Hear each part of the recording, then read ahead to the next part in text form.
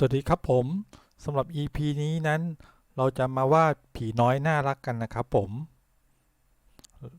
หน้าตาอย่างนี้ละครับผมน่ารักใช่ไหมล่ะครับวิธีการวาดเป็นยังไงนั้นเดี๋ยวเราไปดูกันเลยนะครับผมเริ่มแรกนั้นเราไปที่เครื่องมือสร้างเกลียวนะครับหรือ Spiral Tool นี้นะครับคลิกไปที่ Artboard ได้เลยครับ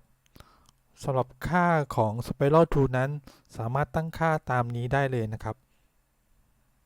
กดโอเคจากนั้นเราก็ไปคลิกขวานะครับเลือกจอยเพื่อให้เพื่อ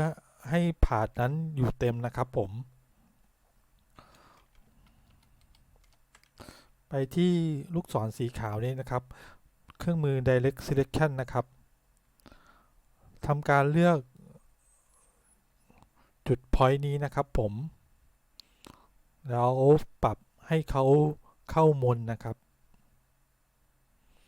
มนขนาดไหนนั้นก็แล้วแต่ความชอบของเรานะครับผมทำการเลือก Point นี้นะครับ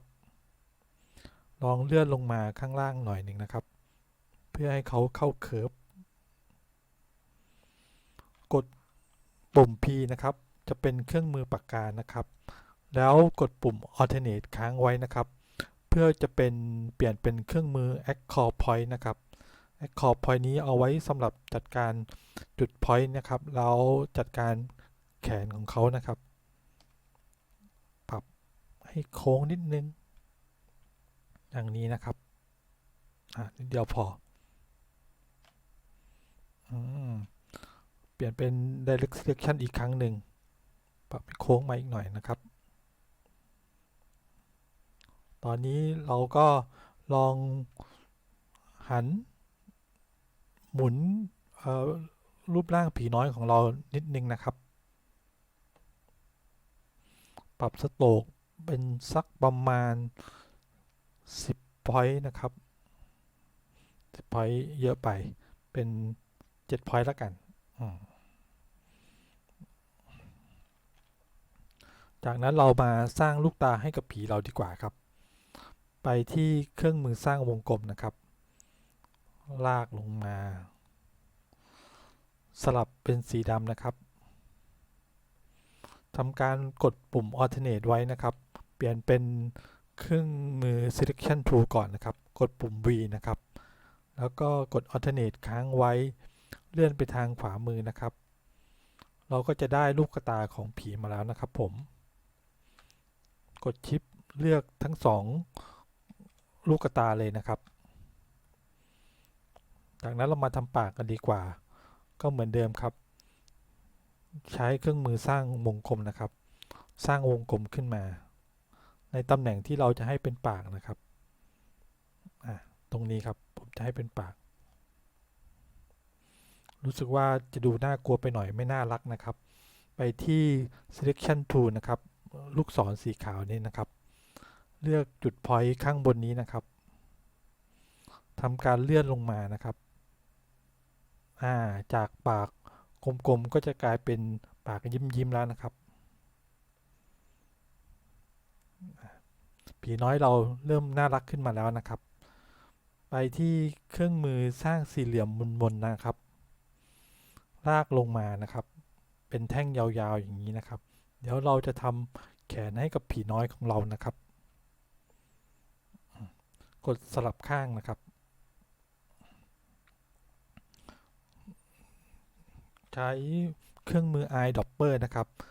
ดูดคุณสมบัติของเส้นสโตกจากตัวผีน้อยมานะครับไปที่ direct selection tool ลบ point ข้างบนนี้นะครับทำการหมุนนะครับไปที่ rotate tool นะครับเลือกเครื่องมือ rotate tool แล้วกดปุ่ม enter ปรับเป็น-90 องศานะครับเพื่อจะให้หันไปอีกข้างหนึ่งนะครับโอเค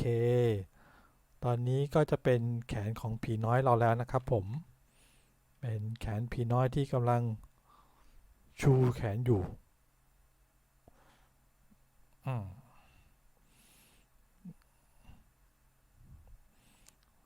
เลือกแขนผีน้อยกด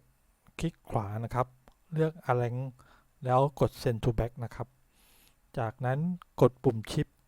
เลือกตัวผีนะครับไปที่เครื่องมือ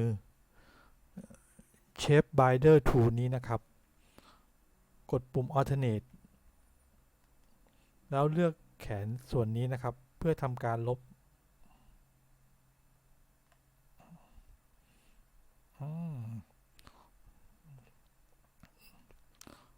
เลือกแขนของผีน้อยอีกครั้งนะครับ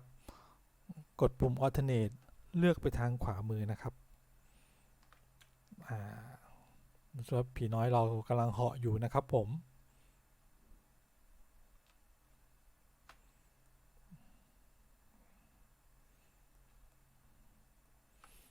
ปรับเป็น Round Cap นะครับ